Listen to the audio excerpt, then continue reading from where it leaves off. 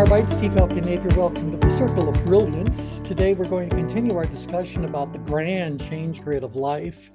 But I think we're at a point in our discussions where it's important for you guys to realize that the change grid is not a flat two-dimensional sort of a diagram. We do, in fact, ask people to rate themselves across 4 dimensions. That alone implies that this has to be a multi-dimensional model. And so changing it into a cube gives us the 3rd dimension. And so what I'm doing is I'm chatting over to everybody the PDF files for both the exterior of the ChangeCube and the X section that goes inside of the ChangeCube, so that we can talk about these. So all you do, print them out when you get a chance. If you look at the screen for just a second, if you cut along the lines, you'll see you're cutting a couple of tabs out on it. So it's not just the main cube, but there's these little tab bits. So make sure you cut the tabs out so that when you have the things cut out, you can fold the tabs in and tape on them to actually turn this into a nice 3-dimensional cube. The only thing I'm going to tell you to do is that you'll notice that around this section right here, where I'm kind of pointing to on the screen right now, there are no tabs. It's because this is actually the lid to the change grid, and you want to leave that available to open because we put something inside of the change cube. We put a little X insert inside of it, and having the ability to open up the lid gives you the opportunity to see what's going on inside of the change grid a little bit more clearly. So we'll talk about all that in its flat form, but I thought you guys might like to have this. This goes back to at least, oh my gosh, at least 10 years ago. Well, it says 9 right there. That would have been 1909 or 1909, 2009. So what's that been? It's been 14 years since we did this. And so we must have done a session or a series on advanced concepts in the world of the change grid, because obviously, as cool as the cube is, you guys can imagine it's not something for the casual student to be exploring. It's just too much, in my humble opinion. Having a 2-dimensional diagram is really confusing enough to look at. All right, so let me give you an orientation to what you really are looking at. To do that, let's look at this little 3-side section right here of the ChangeCube. And for everyone who's just joining in, I've chatted over these PDFs, so you can print them out and cut them out and tape them together. But I want you to notice this point right here where I'm pointing right now. So can you guys all see that? Yeah. Okay, good, Brian. You're speaking on behalf of everyone. Thank you. Recognize that this is low ability, low challenge, low importance. So if you look at this, the section in the, I don't know how to explain it, the upper right, I guess, explain this. This is the change grid as you commonly see it. This is a situation, wait, low. But this is actually low, high. Where am I at? See, I even need to put it together to know what's going on. I've labeled that incorrectly. This is low ability, low challenge, high importance. Low ability, low challenge, high importance. The actual origin of the change grid is over here. Low importance, low ability, low challenge. Pardon me, I'm just as confused as you all are. So I promise you, if you cut it out and tape it together, it makes total sense. Total sense. So basically, we have a top of the change grid and a bottom of the change grid. Now, the actual top and the actual bottom show the change grid as we know it. The only difference is that this one tends to have more vibrant colors, and this one has very, very muted colors. So what is driving the depth of the color? What's the driving? Oh my goodness, Shags is going like imprinted on slide plastic. You know, you really could. It might be fun to see how you can actually tape it together, but yeah, I'll bet I could do that. Yeah, print it out on Mylar. That'd be very interesting. Okay, anywho, so what's really driving the depth of the color is the importance that someone attaches to the activity. So in order for us to have a fully color rich, saturated sort of level, we are looking at a situation where the importance is implied to be on the high end of things. Specifically, we're looking at where people have said the importance is a 12. Right? We're down here, we're saying in order for someone to plot, on the very bottom of the change grid at that little origin corner, the bottom of the change grid is where the importance is actually 0. I originally intended on making all of these blank, just pure white. But people then said they really couldn't, wrap their head around what's going on as you attach to the rest of it. So I decided, well, we'll just run from maybe a 10% color saturation all the way up to 100% color saturation. So basically what this change grid is trying to do, or the change cube is trying to do, is to give people a visual and physical representation of how important importance is. So if I'm in a situation that is highly important, what happens to the likelihood of me finishing that task, regardless of what my level of tension is about that, as compared to when importance is 0? I still have all 5 levels of tension. What's the likelihood of me getting the job done? So anyone unmute and tell me, what do you think? How does importance affect the likelihood of something getting done? Well, it would raise tension, would it not? So that It might not raise tension, but how does it affect the likelihood of something actually getting done? Definitely increases. it increases, yeah, because it has your Right. attention. Right. And, we live in a real world. There are plenty of things that if we speak our truth, we're in apathy about. Nevertheless, it's an important activity. And one way or another, we got to get it done. Even if we postpone it forever and then some, sooner or later, if that task is of significant importance or sufficient importance, we're going to get the thing done. So I wanted to have this way to be able to tell people that if you think just because something is important, you're going to get it done and get it done now, that's not true. But you will get it done sooner or later if the importance is high enough. Do you guys agree with that? Yes. Yeah, yeah. Now, again, I'm Mhm. saying that that's going to hold 100% true if the importance is rated as a 12. Well, what happens if the importance is not a 12, it's only a 6? What happens now to the likelihood of it getting done? Yeah, it decreases. It decreases, even if I'm in power or power stress. I could be somewhere as far as tension goes that is saying, like, oh no, you've got lots of good productive tension around that. Does that guarantee that I'm going to get the task done? No. Because why?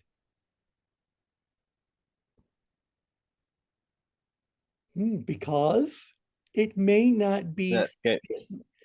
it's not sufficiently important enough that it competes and wins against all the other stuff that's happening in my life that has an importance greater than whatever the number happens to be. 5 is or 6 is the one that I'm Right. I right. see this a lot with even patient behavior, right? Like you have some kind of inflammation that may get your attention, and it's important to kind of figure out as to why that is, especially if it's chronic. But again, in the grand scheme of things, competing against other things that, has more uh, importance that's right in front and center, Yep, yep, yep. they'll put that off and be like, well, I got to make an appointment. I have to do all this. And so, they're not going to give me an appointment right away. I don't want to sit in urgent care and all that kind of stuff. And they'll just wait. Yep, yep, yep, yep. And what's really driving it? Um, it's really driven more by importance than it is by tension. Right. And that ends up being a rather challenging thing for a lot of people kind of wrap their head around, because the truth is that we don't fill our life thinking about or talking about things that aren't important to us. They're not, Mhm. we might not even be aware of them, or they're very low on the awareness kind of thing. So, but it's also deeper down in the cube. It's closer to the bottom where the importance would be very, very low.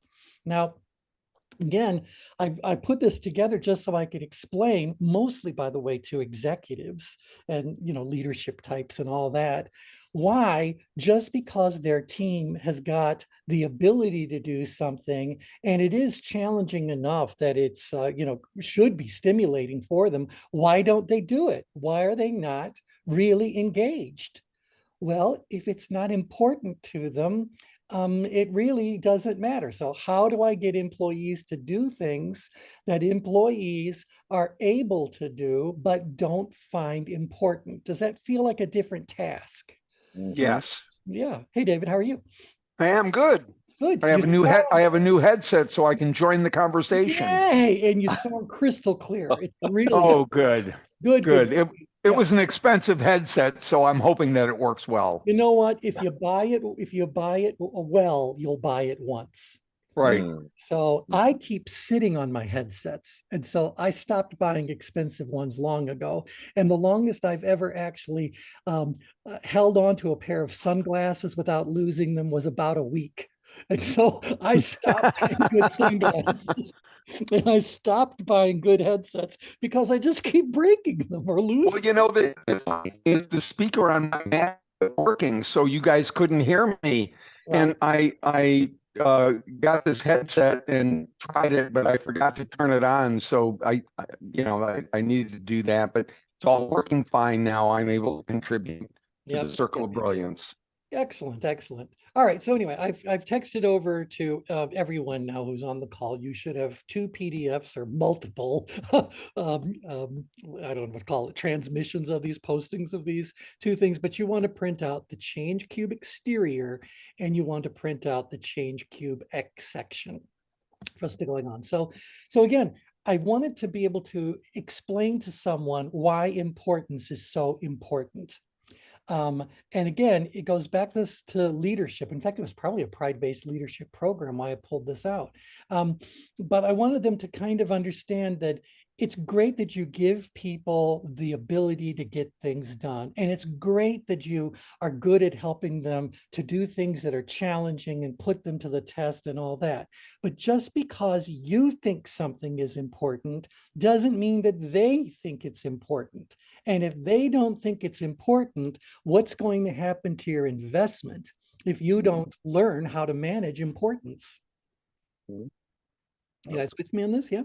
Yes. And so I wanted to say that whose job is it to communicate that a task is important? Is that the role of the trainer, the coach, the consultant, the therapist, the manager, the leader? Whose job is it to communicate the importance of something in such a way that people get on board with it and share the sense of importance? The Who's leader. role? That's, I that's a think leader. it's a leadership activity. It's about awakening desire in the hearts of other people. That's one of the 5 key skills of true leadership. And so that's what I wanted them to know. Now, for you guys, it really is a very interesting thing to print out and tape together so you can really just have it as a fun little thing that sat on the desk. Mine sat on my desk for years upon years, and I don't know what happened to it when we moved, but it might still be lurking around in one of these moving boxes we haven't unpacked yet after 7 years. Nevertheless, I think that it is an interesting thing for you to kind of know that as you are working with your clients, you're working with yourself, you have to not only manage perceived ability and manage perceived challenge, you also have to manage perceived importance. And if anything, you might need to do this one first, the importance, what do I say, transition, the importance, whatever, enhancement, increase, whatever, before you even get into the work over here. Because how often, no, how to say this, how likely do you think it is that your client is going to really put their energy into doing those ability boosting things you're talking about, or those challenge managing things you're talking about, if the truth is they don't find the task important to begin with? Yeah, they're not gonna wanna play. They're not going to want to play. So everything else is going to come along that's going to take precedent over it. And so, and by the way, it's because we're looking at a full cube. It helps us to also appreciate that people's life does not exist in 2 dimensions. It exists in 3, and we believe 4 Four. dimensions. And Mhm. so if you've got an activity where you're saying the ability is, or rather the oh my gosh, that the importance is a 10, an 11, a 12, we might be saying, you know what, it's close enough to the top of the change grid that that's a workable level of importance. But if I can get their level of importance even further up, I am only going to be enhancing people's well, we talk about likelihood of completion, their level of engagement, et cetera, as we work our way through this.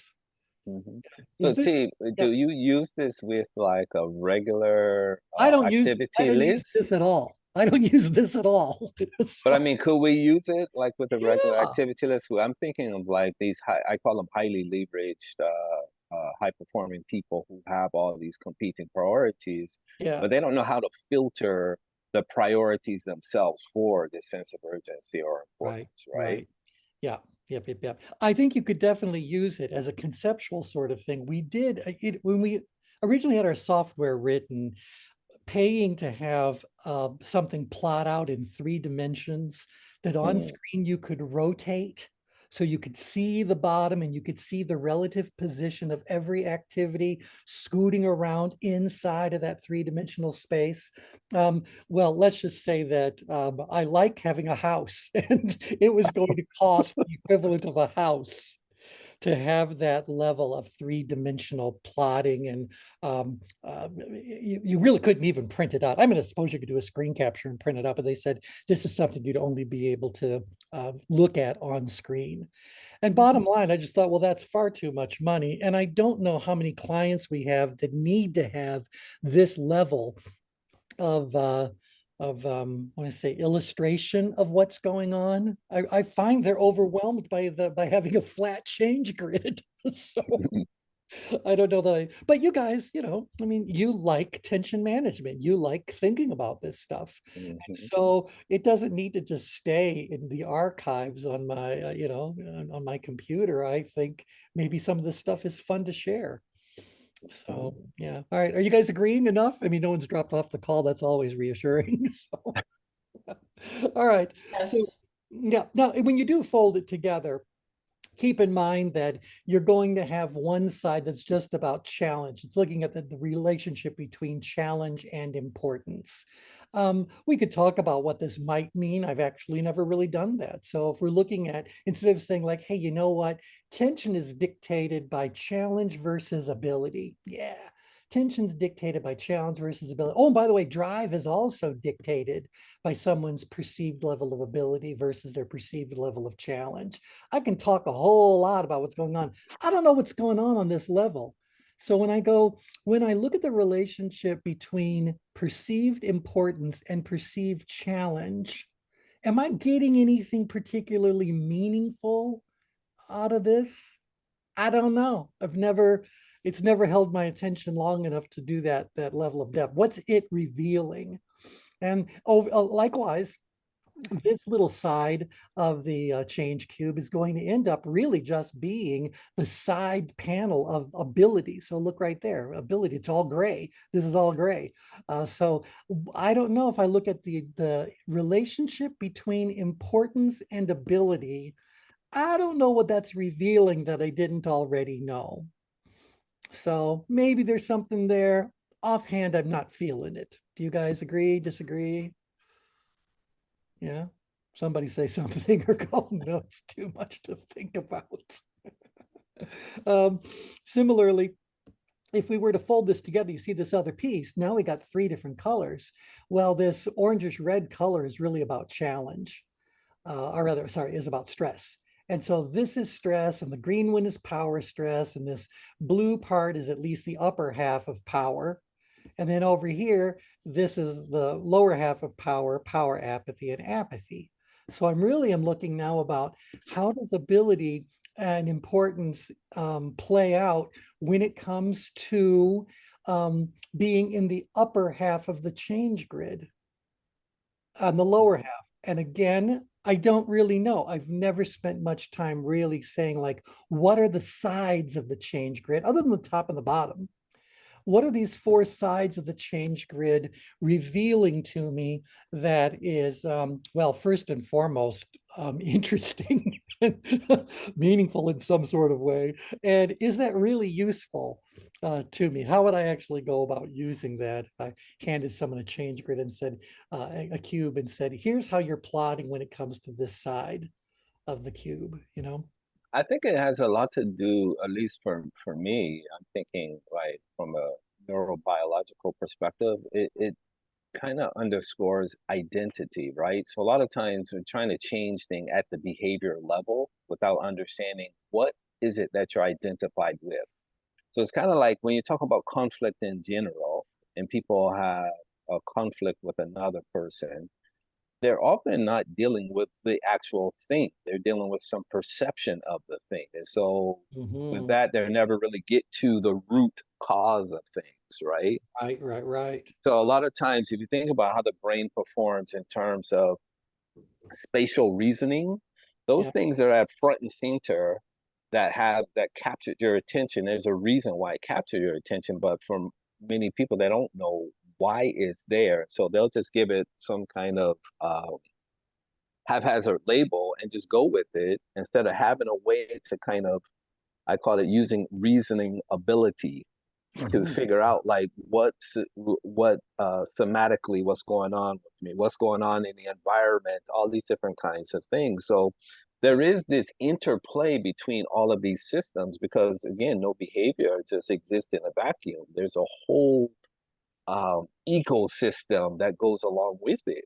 And Yeah. so you don't have to tell yourself to move if something's coming close to you, right? Your body knows to respond to it, but it's the same kind of interplay internally when we're faced with different kinds of conflicts. And so you put that on top of having these competing priorities where everything is like an emergency. Well, we have to balance that out. Like, what can I respond to now? What's my Right. sense of resourcefulness? What resources do I have? Right. That's the kind of thing I get from something like this. Yeah, because then you're really saying, like, look, if things are too deep in the cube, too much in the bottom, too low in importance is what would make it deep in the cube. We may never even be aware of it, let alone get around to it. And because other things are taking precedence and we pay attention, we say we pay attention to where we find our tension. That's most definitely true. Because even if you look at this, this little facet of the change grid, maybe it does mean something. Even if challenge is high and importance is low, it's still getting a bit of attention. You know, that's not a blank space right there. So it's still halfway along the scale. I just don't know the scale of what. What is it really telling me? I've always thought that the only thing I was trying to illustrate is the role of importance in outcomes. And I think the ChangeCube does illustrate that, but I don't know what else it goes about illustrating. Yeah. So that just may be because I'm not the person to have those insights. I'm not the, you know, maybe someday down the road, this will get resurrected. Keep in mind that the change grid as it is in 2 dimensions has 169 addressable locations, right? It's a 13 by 13 array. And so, I mean, we have enough trouble making unique distinctions from one point to the next point to the next point, but we know there are distinctions to be made. Well, when you add 13 points scale, the importance scale, and it becomes a cube, you now have 2,197 addressable locations inside of that cube. It's just too much. So, Chris, what you want to say? You know what's interesting about it is the perception of importance, right? So so you have an internal and external. So internally, so I may deem something importance to be at 6, right? And so it may seem like it may not get that attention, but if the external pressure from my managers, clients, or boss is at a 11, it's going to get done. Well, Beyond, wouldn't that override the internal motivation to do it because of the external pressure to get it I done? will say it's going to contribute to it because it goes about how you talked about importance being a perception. If I say to you guys, how do you define importance? What do you think makes something important in the mind of an employee, since that's what we're talking about? Relevance to the job. Relevance to the job could certainly be a Mhm. big contributing factor to my overall label of importance on a particular activity. What else? Urgency, A sense of urgency. Where am I getting the urgency from? external. It could Probably. be, yeah, and Could be maybe the external. Task, it could come from the task too. Mhm. yeah, because the Yep. task is time dependent or opportunity dependent, resource dependent. So I got to do it sooner. I'm going to run out of whatever. But it could also be urgency is because of expectations of others. Maybe those are the customers. Maybe those are management people internally. So that's going to impact importance. Maybe if I think that it's going to help me personally gain some sort of recognition or promotion, some advantage, some political win or whatever, that's going to impact importance. And so I think that just exploring the concept of importance or the label of importance could be a wonderful, half-day discussion you could have with people. But I've always thought that importance is more additive than it is an average of something. And that I think that's an interesting thing to kind of look at, because importance is how the importance I assign to it, plus the importance others might assign to it, plus the realities of getting it all done, blah, blah, blah. I kind of feel like those things add up, add up, add up. And so the importance ends up being an additive sort of a dimension. Where when I look at challenge, I think that challenge is more unique to that particular activity. Challenge is not really, my perception of challenge is not as, I want to say, not as easily influenced by what others are telling me unless I'm too far upgrid, where now that Oracle of the self comes into play and everybody's voices start to become mine. You with Mhm. me? And again, I go back to this. The average student, the average class would not find this discussion as useful or as interesting as I would hope you guys are finding it. Otherwise, really, I can put it back in the archives and we need never look at it again. Well, no, I think they should find it interesting because there's a Yeah. balance factor between both of those, right? Between the challenge and the importance that has to play out in that moment for it to be so-called successful or even regenerative. Because think about burnout, Yeah. right? If you're externally influenced, and that's what burnout is characterized by, um, compassion fatigue. So that means there's a degradation of the internal in relation to the external for many people, and they experience this burnout. So they do things, and then there's the pushback, there's resistance. They get it done, but they never want to do it again. You see people working that way, working at jobs just for money, but don't get any meaning or purpose out of it. That's not sustainable. Nope, it's not. It's not. And so if I really want results, which of these dimensions do I need to manage first? I'm thinking it's perceived importance. I'm not saying it's going to be a 12, but it Yeah. needs to be a high enough. So what Mhm. is, we've always said, look, if it's 8 or higher, it's good enough. It's workable. But Hey, really, T, I'd like it to be 10, 11, 12, particularly if I'm working with someone in a coaching kind of a relationship and I have them create an activity list and they created their own activity list. And then if they fill out the change grid and they're telling me that over half of their activities have an importance of less than 8. Well, what's that telling me about the work I'm going to be doing with this client? hey, T, are you wrapping value into importance? Am I, that's a very interesting Yeah. question. Because value could Yeah, represent something. You could have a high value or it's separate from importance. I could have it. So where does value come into play? How is value impacting my success in completing an activity. The more I value it, the more likely I am to do it, or the more value I think I'm going to get from it, the more likely I am to. And the more value, the more attention, based off of Makaguchi. That's certainly true. But see, I've always thought that value is something, if we're just looking at the top surface of the change grid, I've always thought that the pursuit of value is more of an outgrid kind of a drive. And I know you guys should be able to see where I'm squiggling. If we tilted it, this is outgrid in power.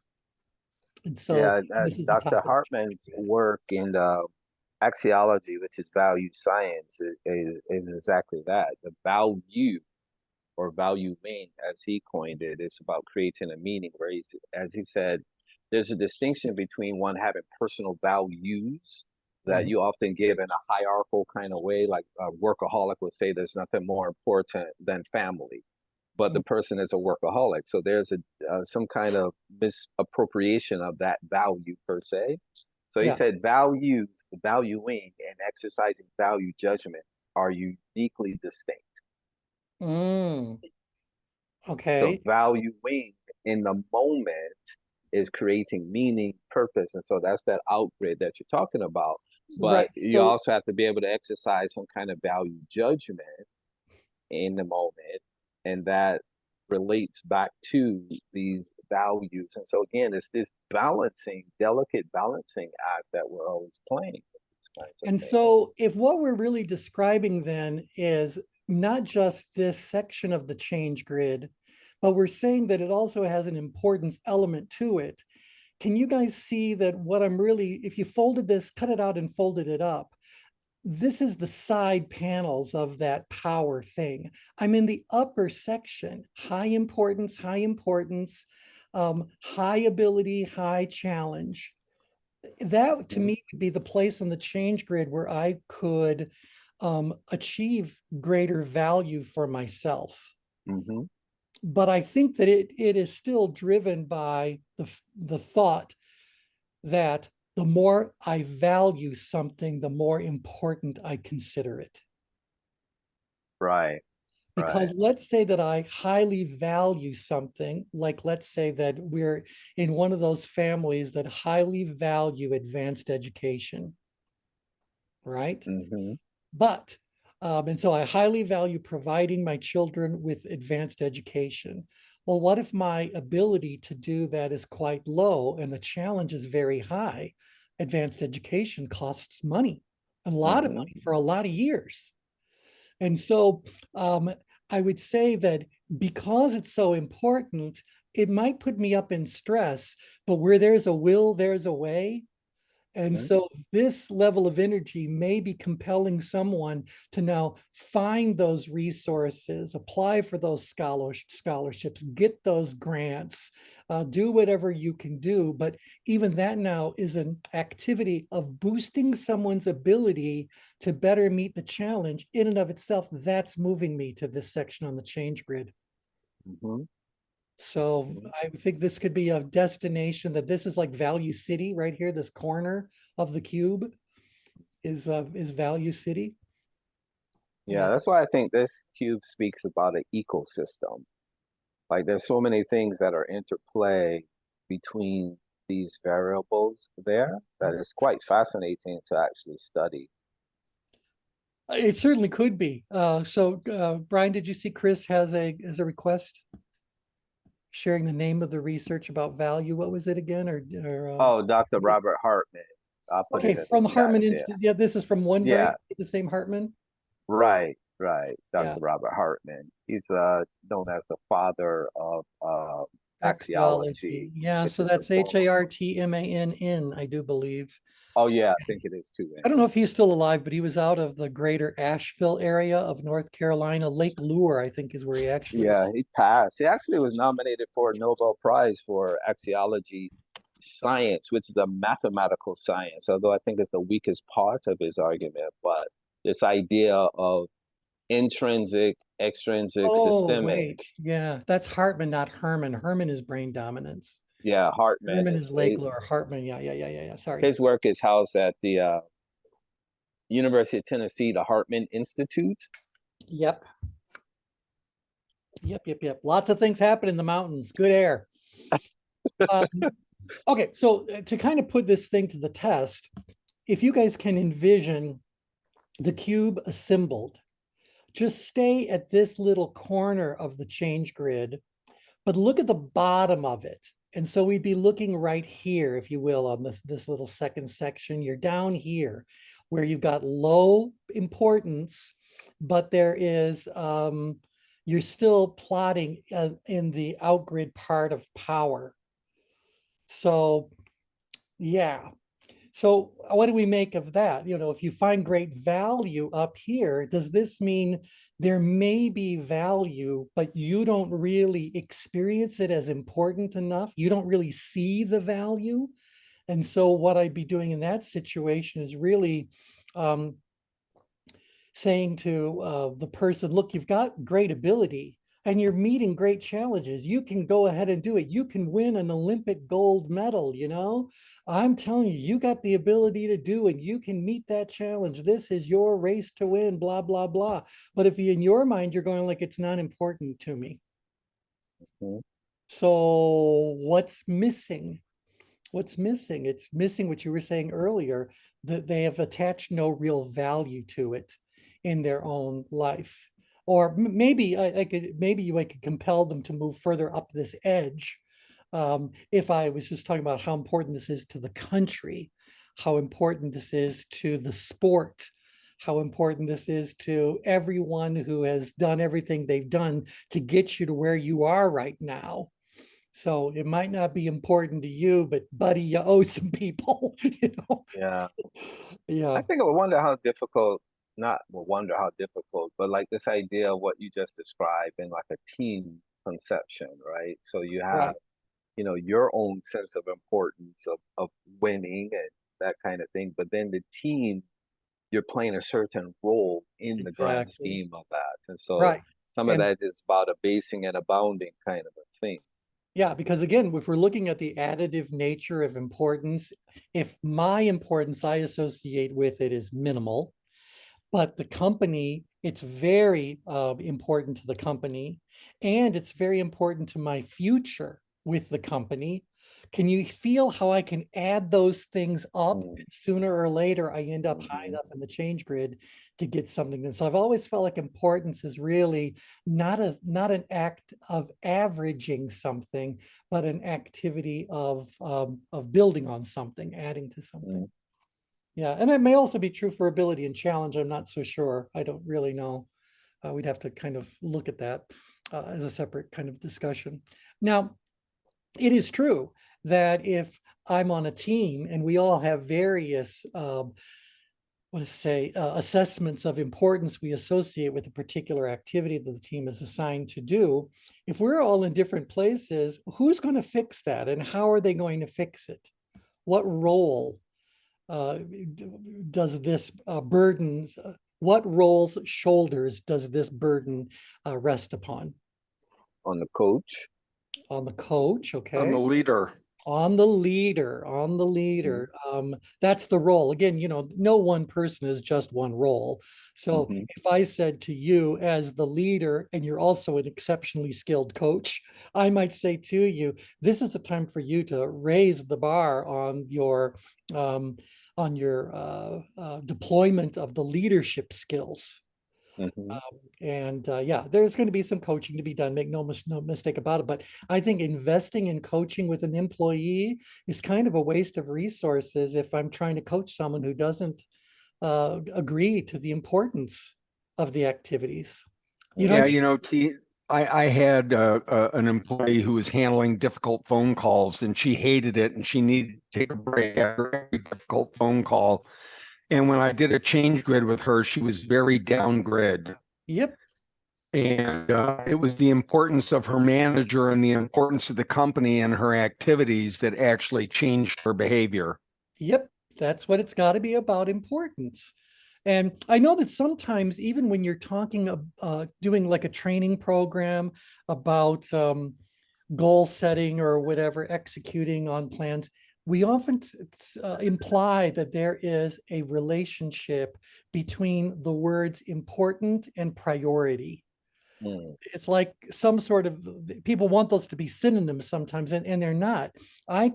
Just because something is a top priority doesn't mean it's important. I mean, it might be important because it's a top priority, but that doesn't mean it's important to me personally or whatever. You guys with me on this? mhm. Sure. And whose priority is it? Does it have to be mine?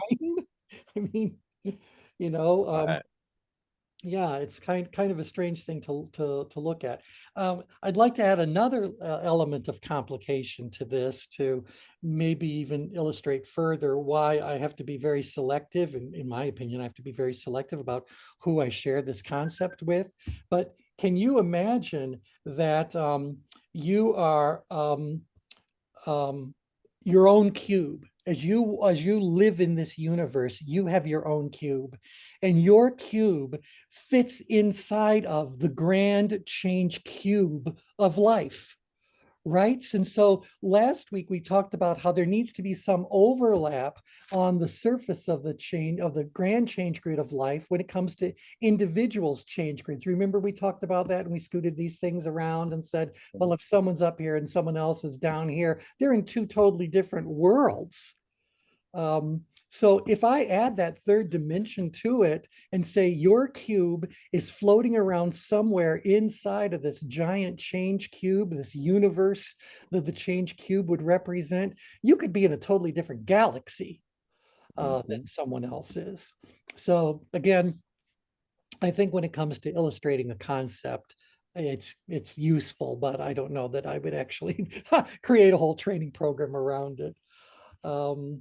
Yeah, and maybe it's because we do ask people to rate their level of importance about a particular activity, and we do kind of filter that in as we're looking at a change grid. I mean, everyone thinks we're looking at a two-dimensional diagram, but we know that it's actually showing us all four dimensions as we look at the results of it. So yeah, not like we're ignoring importance, but this really brings the point home, I think, a little bit more completely. All right, so thoughts about your change cube is inside of another change cube? That's a big one. Immediately the work your work in common ground came to mind. That would become, I think, an important factor in that, trying to figure it out. Because if my cube becomes more important than someone else's cube, or that kind of dynamic, or my sense of importance become more important than others, I can see how that can be lend itself to even more conflict. And I try to think about all these different extreme behaviors that I'm seeing around the world now, where doesn't seem to be any balance of two. It's like, if you're not part of my tribe, you don't agree with me, then it can just set off like at a level of going from 0 to like Mach 10 in seconds, and it's ridiculous to me. Yeah, yep. All right, so you ready for another little layer of complication? Yes, would be Sure. reassuring at this point. Okay, this other PDF, this other PDF is the X that goes inside of the change grid. And so what you do with this is that if you print this out, you cut it out, and you fold it in half along, the short part of the middle, not the wide one, but the short part of the middle. Tape them together, so you end up with a two-sided little insert, and then you have to like cut the top of one and the bottom of another so you can kind of fit them together like an X. Can you guys picture what I'm talking about you doing from a crafts perspective? Sure. Yeah. Now you can put that X together and slip it inside of the change grid or the change cube. And now it tells you a whole lot, because now we're saying, okay, we can look at importance versus drive. And we can also look at importance versus tension. So we're basically saying that if we put this inside, obviously when tension is low, Here we are looking at all 5 levels of tension. When tension is low, when tension is high, all here at the bottom, when importance is low, you can see, well, stuff could happen, but it's happening on autopilot or whatever, even below our consciousness. But as the importance goes up, you can see that these colors get richer and richer. And that means that that level of tension is becoming, what do I say, more and more utilized, if you will. Down here, nothing's happening. So as we move up, stuff starts to happen more, regardless of what level of tension it finds itself in. If I want maximum performance, I need the importance to be really high. I'm not going to get maximum performance out of people who only have a moderate level of importance. And just like they're going to be they might look like they're in apathy, but what's driving their apathy, if you will, is really more the lack of importance than anything else. That was a difficult thing to kind of blend together. So this might not be the right gradient. Again, I'm more than happy for the circle of brilliance to be brilliant and see if we need to modify this at all. But again, for what reason? So, but the other one is also, I think, kind of interesting. It's about drive. So when drive is low, the level of importance can still come into play. But at best, even if importance is high, if my drive is low, I might go through the motions of it. It might get done, but it's not getting done out of any kind of a willing way. It's basically getting done from someone who's very much in the in-grid danger zone. Right. So low drive is putting me right at that origin. Remember, the drive goes horizontally. This tracks to the heart line. And this is the one that would go vertically on the change grid, if you will, from the bottom part of apathy to the highest point of stress. Interesting. So, yeah, you put them all together and you really do. The point really is pretty clearly made as you look at how the different levels of tension are going to play themselves out. I'm seeing this play out right now. Like, I'm a sports fanatic, and so I was always the athlete of the family, and that's about all I watch on TV. So right now you have baseball coming back. The College World Series is going on, and I look at these pitchers. Now the game is important because it's an elimination game, but their drive isn't where it normally was, like during the season, and so it hinders their performance. And I can see them going down really, really quickly each pitch. That as the pitch count goes up, if they don't find another level in that drive, it all falls apart. Right. And so, I see that happen so many times. Right. So if I want to improve performance, this little corner right here would say, I can improve performance by doing something to increase drive and or increase perceived importance. Because if you're saying like, well, they've got, you're saying moderate drive or insufficient drive, they're not this far out grid. Is that lack of drive being driven by I have to change the other thing, driven by the fact that their ability doesn't really meet the challenge, or the challenge and the abilities just aren't a big enough test to move them out there? They're not really, is that what's going on? Or is their lack of drive also a demonstration of the lower level of importance they have associated with it? T, maybe you and Brian can help me shape this, because in sports how that term is, especially in basketball and football, that teams, they're not playing to win as much as they're playing not to lose. Right. And so I'm looking at that and looking at these different degrees, and I find it interesting, but I'm still working on putting those pieces together. Well, would love to hear your thoughts on that. I'll throw this into that mix, and I'm not a big sports person, so the only thing I can bring to this discussion is I understand tension management. Okay? And so it would seem to me that the perception that what we're doing is not losing versus the perception is winning may very well serve me well if I just don't want to get kicked out of play altogether. Right? Because I don't want to lose so often that I get kicked out of the playoffs or whatever the grand celebration of the sport happens to be. On the other hand, I believe that if I am playing, my philosophy is to play to not lose. I will never achieve the first place position. Mhm. So maybe playing not to lose gets me into the playoffs. But once I'm in the playoffs, I got to make sure that I'm playing to win. That's my 2 cents from a tension management perspective. Mhm. Yeah, I would agree with that. Is that what they do, or are there Yeah, coaches? it happens a lot. It's like you see teams where they take their foot off the pedal to win, so they're being so cautious not to do what they did to get them there, and they're just trying. It's like you enter into a comfortable zone. That's how teams come back Well, right, on yeah. great leads and stuff. Yeah. And that's also true, I think, in individual sports, but you're still being judged against others, because I seem to remember in one of the Winter Olympics, who's our star skater for speed skating? Anton Apollo Ono. Yeah, don't know what's happening Mhm. to him, but anyway, obviously he was really top of his game.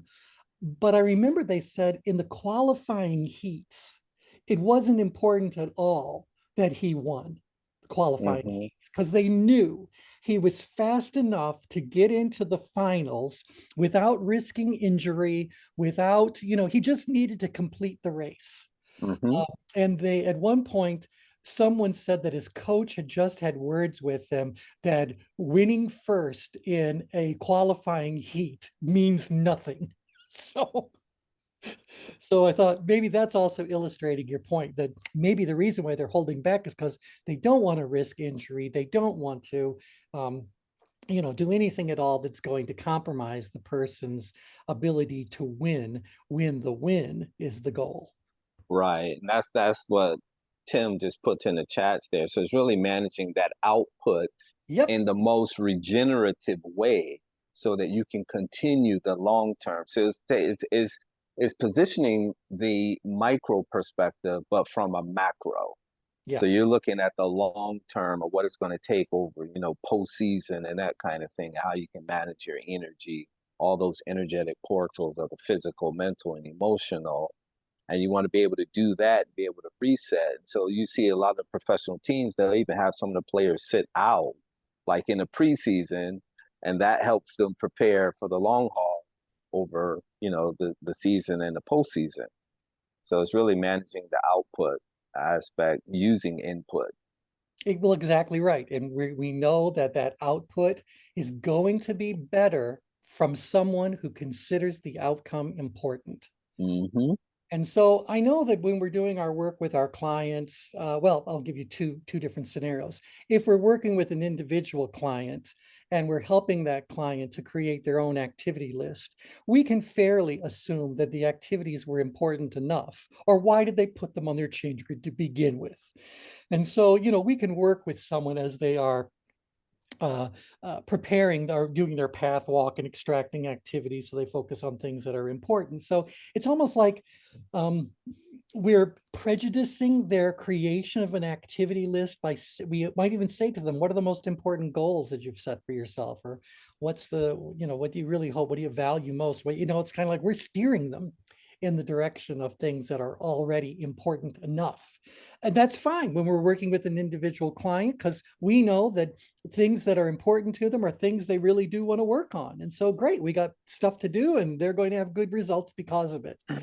Now, when we're doing a group profile, importance becomes extremely critical, because whoever we're creating the activity list is creating the activity list through their own filter of importance.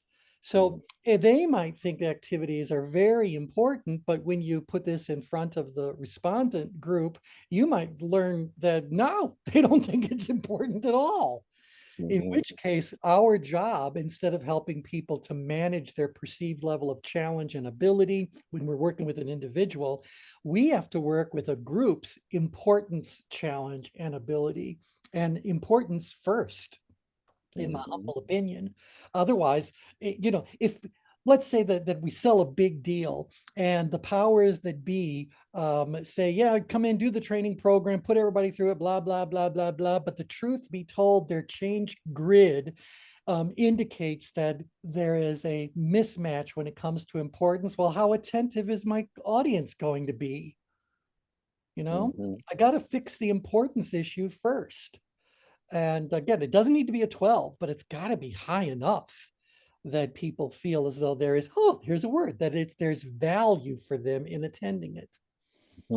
How do you categorize for the distinction between importance and priorities? Because I hear that a lot. I believe people. that it is very useful for you to do a prioritization exercise on activities that are very important, because there is going to be a natural chronological order they may need to be done in, or there may be some other metric you're using to help you decide what is a priority and what isn't a priority, you know, but there's an exercise around that. But the thought that just because people say X is a priority, that people are going to automatically say it's important is nonsense. I mean, intellectually, you might say, yeah, I get it, that's important for you, but it's not important for me. And so you got to still get in and work with my perceptions of importance if you want me to not only be present among the team members, but an active participant, you know, someone who has a vested interest, who sees value, there you go, in whatever the outcome happens to be. And so prioritizing things is, I think, often done prematurely. Now, that doesn't mean that we haven't had plenty of clients who have handed us on, you know, moment one of conversation, these are the priorities that we've been assigned. These are the priorities that have come down from above. And I go like, okay, great. I know these are the priorities, but if you really want to get people to work on these priorities, the first thing we need to know is how important do they think each one of these activities really is. And I mean, luckily for the client, the change grid is going to give us a lot more information in one fell swoop. But one of the first things we want to look at is that assigned level of importance to it, to get that fixed first. Yeah. So anyway, maybe the change cube is an important thing for you guys as professionals to understand, more so than it's important for a client of yours to understand, like a private coaching client. I don't know. You know, look, my job was to give you a whole bunch of tools, a lot of insights, a lot of understanding, a lot of knowledge, whatever I could possibly give you, knowing fully well you're going to pick and choose from it, whatever it is that fits most beneficially into your practice and your approach. I'm okay with that. So I wonder if it could be 3D printed, like plastic, like into a Rubik's Cube. I think that would be so interesting. I'll bet now it absolutely could. There's no reason at all why I couldn't take this diagram. I would modify it slightly. I do think the white lines are a little bit heavy and they're inconsistent, but that's my design eye having a problem with what's going on. Yeah. And so why are these divided into quadrants? Does that mean there's something to do with the quadrants as well? Because each quadrant would be its own cube inside of the cube. So the quadrants would actually be 8 cubes. That might have been a thought I had long, long ago and conveniently all forgot. Nevertheless, that would mean that somewhere in here we've got the driver energy. This would be the amiable, and we'd have to play with it, figure out what energies are these plotting in. Yeah, that could be very interesting. Yeah, upper apathy versus lower apathy. No. Okay, babbling. What was the question? Yes, getting it printed out on a 3D thing from a 3D printer. I'll bet they could definitely do this. I don't know what size it would need to be in order for us to have the scales readable, but yeah, maybe I need to send this to some place that does that thing and go, how much would this cost me? Yeah, But what's it going to be then? It's a paperweight. I mean, it could go into the merch shop. No, you know what? Actually, I think it's pretty interesting as a demonstration during demonstrations, right? Showing that cube and showing the 3 dimensions. I think it brings more life to it by having it as a demonstrable. Yeah, particularly, I wonder if in the world of 3D printing, they could do these colors as well. I'm sure they could. Oh, well, Yeah. I don't know. It could be a very interesting to look at. I'm also going back to Shag's thought about doing it on a clear lucite cube, because then you could actually kind of see inside of it. I just don't know how you would see the interior pieces, or if that's a different cube. Buy the whole set. They're available in the merch shop. Yeah. Yeah, there you go. Yeah, I wonder if you could do a cubic balloon, a blow up beach ball shaped like a cube. The possibilities are endless. I still don't know how it would fit in, but there you go. All right, did you find this little exploration of the change cube interesting? Yes. Yes, I did. I like seeing this ecosystem of things. I always like yourself, who like, the different psychometric tools. I like what's underneath behavior. And Yeah, so a lot of things came to mind about seeing all these different dimensions and their interrelationship and interconnectedness. And right. that's how I think about living systems in general, right? Like that's a principle of living systems, is these parts that are part of an emergent whole. Yes, And yes. they each have self-integrating kind of properties that you won't understand by just looking at the whole itself, but you have to understand the dynamics of those parts. Yeah, And yeah. all living systems have those dynamics, and it also has dynamic relationships. So And each so when you're system talking within a about, system within a system has a relationship. right, and so it's a cube inside of a cube inside of a cube. When you're talking about the dimensions, how many dimensions are there? Or are there three main dimensions? Would they map to the change cube or to the interior of the X and Y? Could be interesting to look at. But anyway, our time's up for today. So let me just give you this. I'd like you guys to print out the change cube again. I'm going to text them over to you, or chat them over to you one more time. Print this out, cut this out, see if you can figure out how to tape it together. And maybe talking about how the four quadrants become four, or rather 8 cubes inside of the cube will be an interesting thing to look at. Yes, questions, comments? Very nice. Fascinating. Thank Yeah, you. yeah, good. All right. Well, I'm glad you're enjoying it. So, all right, we'll cover it more on the next one. Oh, by the way, before we're done, if you guys could stick around for just a moment, Edie, do you want to share with everyone what your question is? I'll You try to know, find a photo. yeah, I can. And I think I've solved it. The widow of this gentleman. I did talk with her and got her consent. But what it was is that somebody else had said, I'm doing a talk at the funeral, and just make it soft and all about love. And I guess just seeing how people can be healed if they have more of an understanding, that tends to lead to acceptance and healing. And everybody's coming there with, how did this happen? Why did this happen?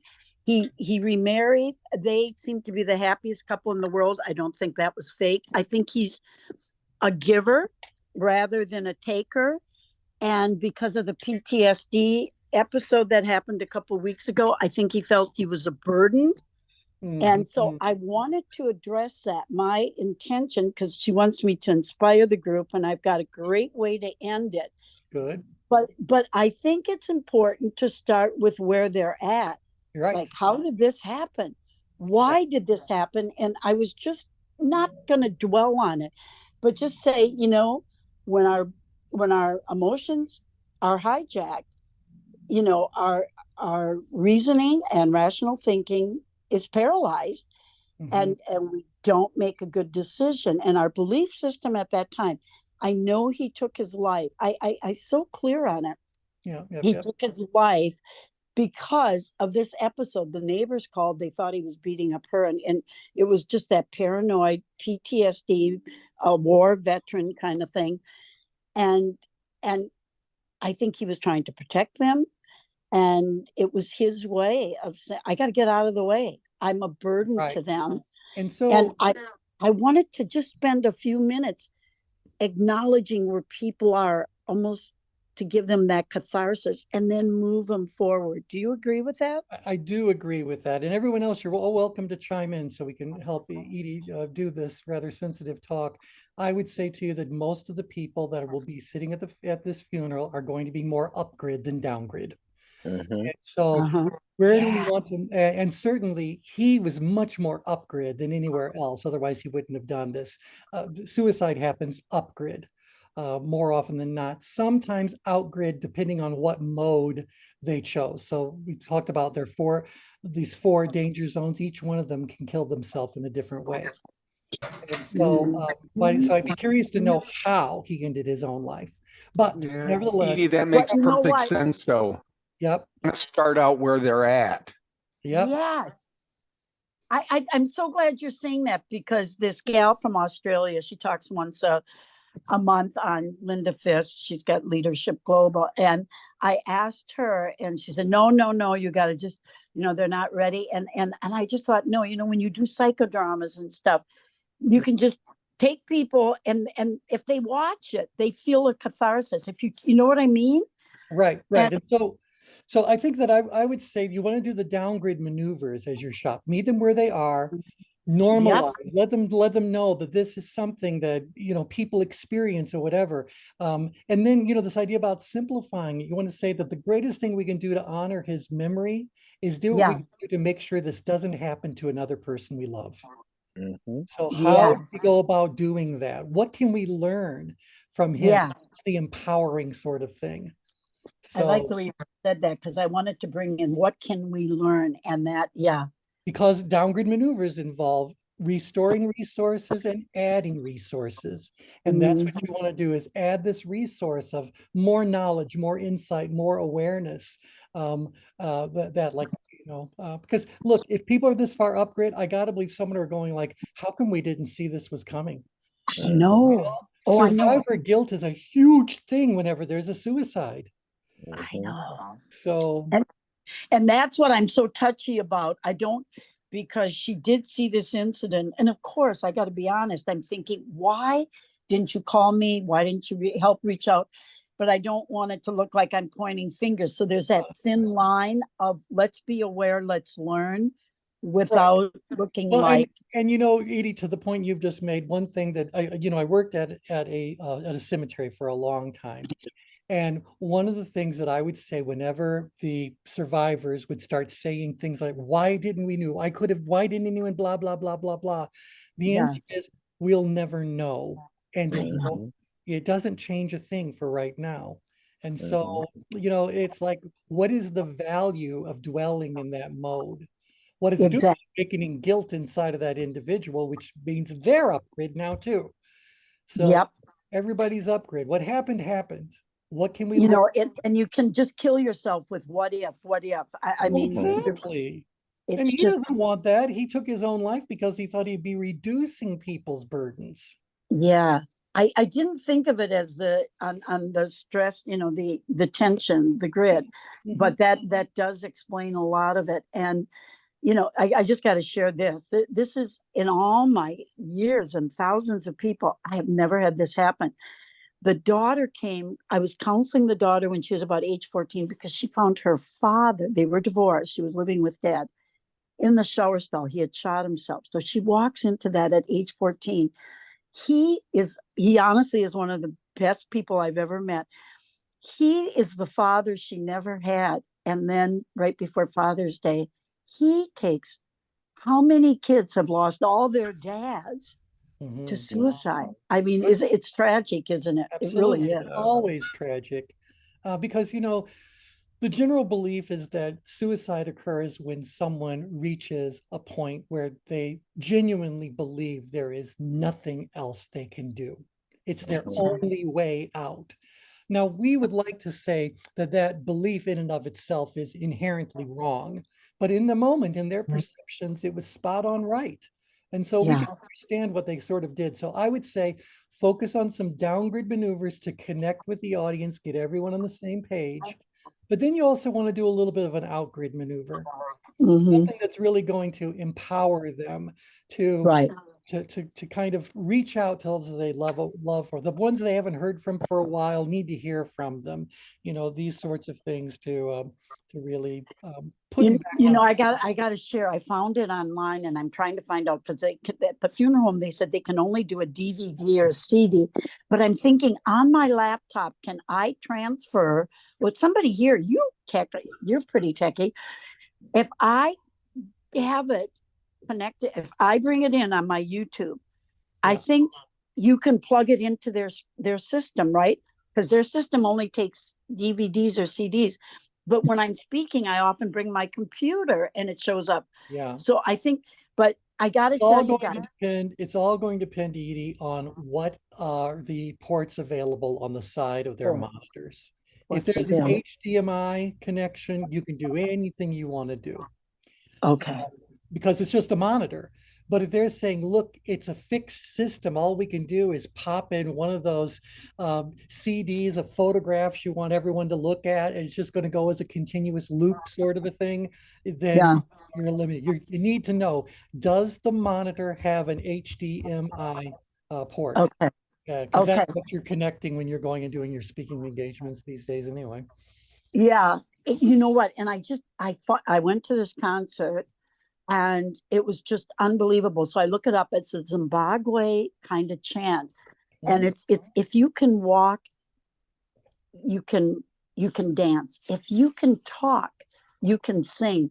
And then I found more online. If you can feel, if you can touch, you can feel. If you can feel, you can love. But the last words are, if you can breathe, you can live. And so I want them up and moving and clapping and just elevate it. But the words, aren't they great? They're great words. But Edie, if your expectation is that people at the funeral of a suicide victim are actually going to get up and be expressive, please let us know if that actually turns out that way. Really? When I worked at Christian Memorial Cultural Center in Michigan, which is a cemetery, while they might have done stuff at the funeral home, when they came to the cemetery, there was always a service right there. And any attempt that they made at that point to try to get the audience energized or whatever, the feedback was that the audience members felt it was actually disrespectful. So that's why I asked her if she was okay with it. She was, but if you're thinking most people won't be, I don't want to risk that. Yeah, most people won't be. Now, what they will do is find some joy in their heart. They might, jump up and down on the spiritual side of things. But I would say expecting that level of expressive behavior, that would be a driven expressive. More power to you. If you can pull that off, I'm going to be really. Now, I think I could if it were a Black funeral, don't you? I think with Black, certain cultures are far more expressive to begin with and put a different framework around death theme. For a lot of cultures, death is a beginning. And there is a huge celebration, and I forget what a junkaloo is. Do you remember? Well, Brian, you lived in Jamaica. What's a junkaloo? Yeah, it's a homecoming. Yeah, and so different culture, different spirit. That might be high risk. I don't want somebody to feel I'm like just telling you right now, it's not Charlotte, North Carolina. Yeah. Okay. So I can play it and the words are good, but don't expect them to. It's not a Baptist revival. Okay? Right. They will quietly acknowledge it. You might see some nodding and some smiling. You might even get an amen out of the audience members. Yeah. But I can say, feel free to clap with the music if you like. Right. Yeah. They can do anything they want to do. You're right. Yeah. You got to meet people where they are and where they are in their heart and spirit at that point. You know, one of the greatest things working for Christian Memorial, and again, I was there as a consultant, but I was working with them for like a year and a half.